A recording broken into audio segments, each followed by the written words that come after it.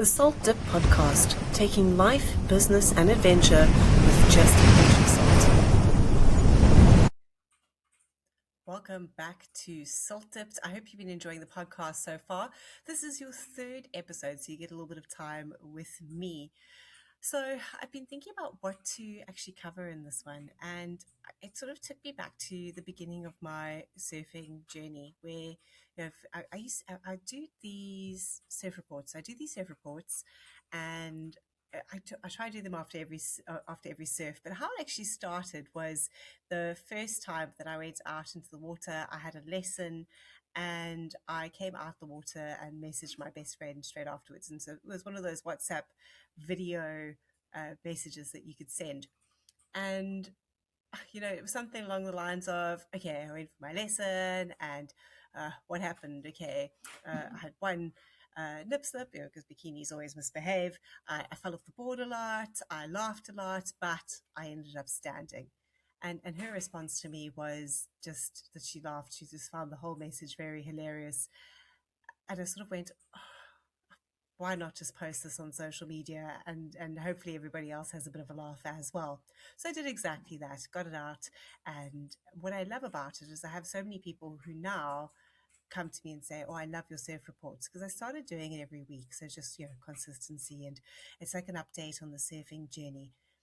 And with surfing in particular, I've also seen a couple of posts which are really funny, where it says, probably one of the only sports where you go out for 2 hours, you have 12 attempts, and maybe 5 of them are successful. We've only really had 5 learning opportunities of maybe 12 seconds. And that's because, catching the wave and actually standing on a board is the time that you actually get to practice your surfing. It's a lot more paddling, it's a lot more fighting with the waves, and you've actually got really limited opportunities to get better. But if you're not putting yourself in that situation, it's just not going to get there. And there's really this Japanese principle as well of trying to make a 1% difference in something that you want to develop in every day.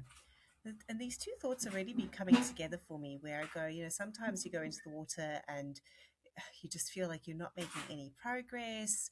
You feel like every wave is exactly the same, or maybe you're coming off the board the whole time.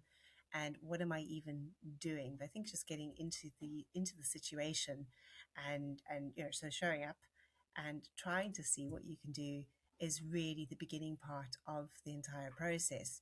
So same then being with, when you actually are standing and going, all right, what am I working on, and shifting and changing the whole time? Because if you're trying to concentrate on absolutely everything you could be doing to be, I don't know, the next Kelly Slater, it's going to take a long time because you're all over the place. So it really is that one, getting into the environment, getting into the water, and then secondly, knowing where to focus so that you can start improving 1% every time. So all these surf reports that I've got going on guard on my private social media channels, it's really just for close family and friends. That's where the thinking process has been. I do have a lot of people that I've networked with over the years that are on my personal channels as well, so they get to see it. And often, if listening back, and if I think about what I've put in every single one of them, I'll often say, right now my focus is this. Right now my focus is this. So it's almost like, focus, nail it, and then move on to the next thing, because you've got to focus somewhere to make an impact. So, it will be either, oh, I've got to work on my pop-ups, or oh, I've got to pop up faster, or oh, I've now got to angle my board as I'm catching the wave. Because if you start trying to catch unbroken waves and you angle straight down towards the beach, that's where you nosedive and you flip and you get thrown off the board. So there's that. Or I've got to be like, okay, positioning. Or at the moment, my big one is my posture. So I've got to really focus on where I am on the board, my posture and my positioning. I've got to focus on where I'm on my board, and that makes a lot of difference. And I can feel that as I'm doing that and really focusing on it, that's where I get an impact. I really felt that last week, actually. We went on this great surf, a lot of fun. I fell off the majority of the waves. I just want to say that. It wasn't like the best surf day from how many waves I caught. But then I caught myself just, doing the same as I've always done. Well, we know insanity is doing the same thing and hoping for a different result. But so catching myself and then making that shift and going, okay, no, just come up slower, get the foot in the right position, get that thing first, rather than just shooting up and hoping that I was in all the right kinds of positions. And it's when you do that and focus on that little bit that you start ingraining how it's supposed to feel, what that position feels like. And I think the same can be true in anything in life, and definitely in business as well. So that was my surf experience last week. And then I ended up having a conversation with a client last week as well. So I've got a couple of businesses to give you the background. The oldest is a digital marketing agency called Digital Happiness. You can go and find us at digitalhappiness.co.za. The second business is called Angel of Rock Productions. And what we do in that one is we help business owners produce books. And the focus is to give them a tool to be able to go and build trust and authority in their field, so that they could, in the long run, get more clients. Sharing knowledge, I think, is really important. It's one of the best ways to really connect with people, and knowledge really is power. There's a space where knowledge should be free, and being able to put it out there in a book format, whether that's an ebook, a printed book, or maybe even a audio version at a limited cost, it can be a great way to connect and educate with people. So here I am sitting with an author that we're doing some work with, and the conversation's going on to one of the publication sites that we're using, so not Amazon, another one, because the Amazon book is done, which is great. And we're talking about the audio component as well. And both projects are kind of running alongside each other. And at this point in time in the business, I'm running this part of the project. And mostly because these are actually two test areas that I'm looking to see how viable they are going forward, or at least what we would have to charge and how much time it actually takes to do these parts of the production process. Whereas Amazon, we've got fit and sorted. I've got a team that's looking after that side, which is great. So here I am on innovation and figuring things out. And I just found that we had so much to discuss about these two different entities. And a big part of it is maybe also just being, sometimes trying to concentrate on too much means that we don't concentrate on anything at all. I'm borderline ADD, so maybe where that comes from a little bit. But as we're having this conversation and as we're talking about the issues in this process, I just realized that for me to actually do the best I can, I need to go, right, we're going to do this one step at a time. Let's just finalize this one first, and then I'm going to move on to the second part of the project, because otherwise we're going to be having a lot of the same conversations. And, in some ways also causing a bit of confusion for my poor client who's trying to keep up with my brain maybe going 100 miles an hour in a product line that I know a lot more about than what they do. I mean, they're paying for the service, they're paying to get this help and assistance for a reason. So, just consolidating and going, right, what is that 1% difference we can keep making all the time? What is that 1% difference we can keep making all the time? And that being the focus. So, especially if you're feeling that maybe business, maybe a new hobby that you've picked up, or maybe something that you went and tried once and then you keep going, oh, I want to get better at that. Oh, I want to go and spend some more time doing that. There's definitely got to be a space where you go and put yourself into the game, number one, and get yourself as much exposure as possible. Because the more we do things, the better we get at them. The more opportunities we have to go and create that 1% difference. And that sometimes it's okay to just do one thing at a time. I've heard a couple of times in life, that we can have everything. It is absolutely possible to have whatever you want. You just actually can't have it all in one go. And that mindset makes a big difference. We're going, right, what are we going to do? What are we working on now? How do we do that little bit of shift, that little bit of change? So why was it that this was what I decided to talk about today in this podcast? Well, we are still at the beginning of the year. I mean, this is the beginning of February 2026. We've maybe got through January.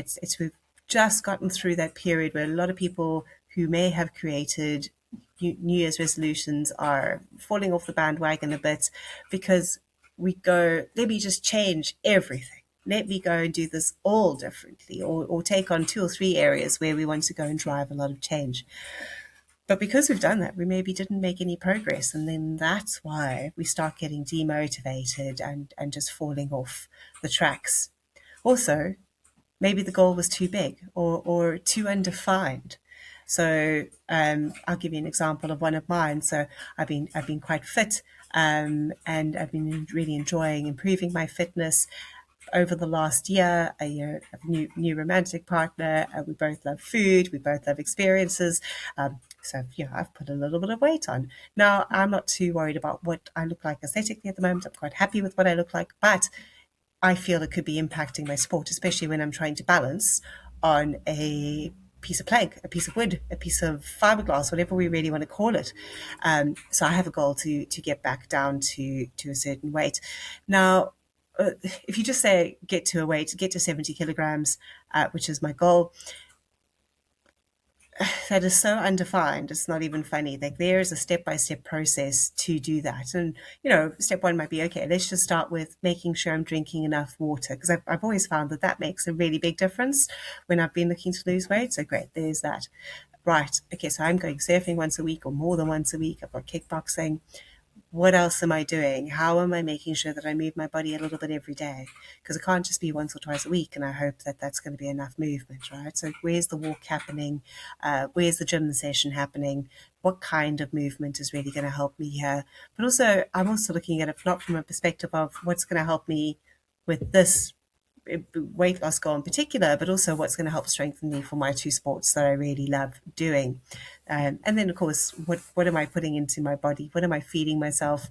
How often are we going out for wine? These are all very good and important questions. But if the goal was just get back to 70 kilograms, I would be missing a whole load of different steps, and I'm making that really difficult. So there we go. What is that 1% change that I can make every single day as a small step towards that goal that I want to achieve? Now, that was a personal goal. There's obviously some step for business. You'll have some for business as well, I'm sure. But think about how can you break it down and make it more simple and more easy for yourself? What are the habits that you can just start building on top of each other, one step at a time? So what is that first step that you can take? Because I mean, I'm guilty of this. I see it in my team as well.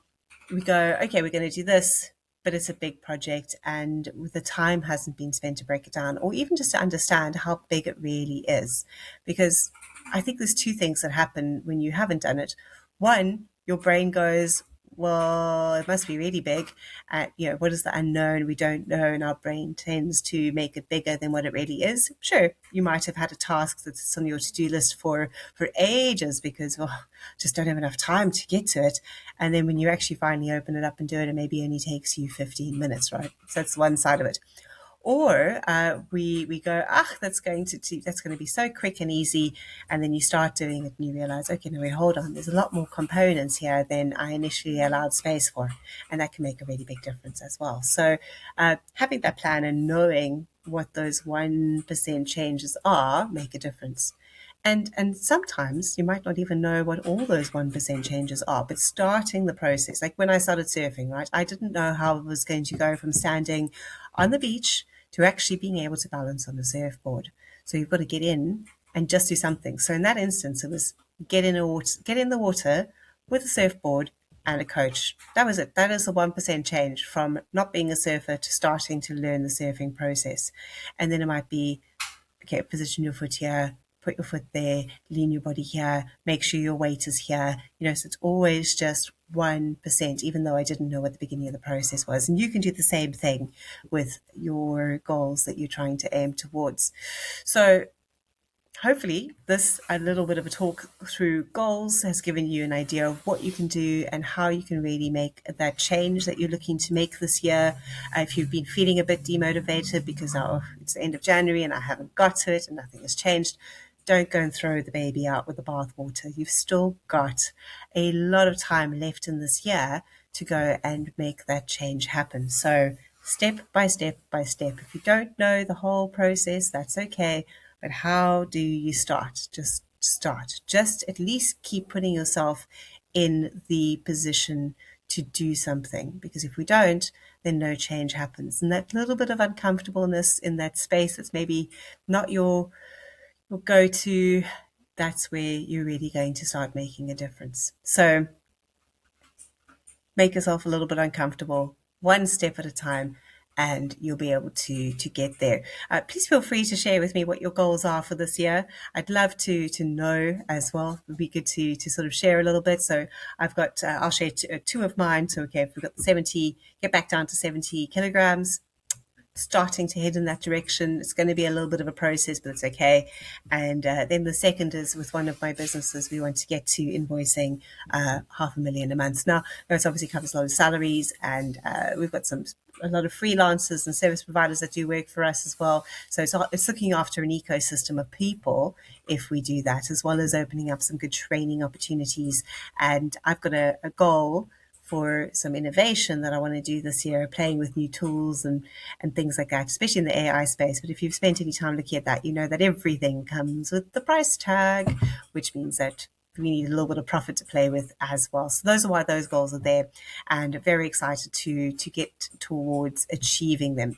So share your goals, and maybe what is your first step? What is that first 1% you are going to do to start moving yourself in the right direction?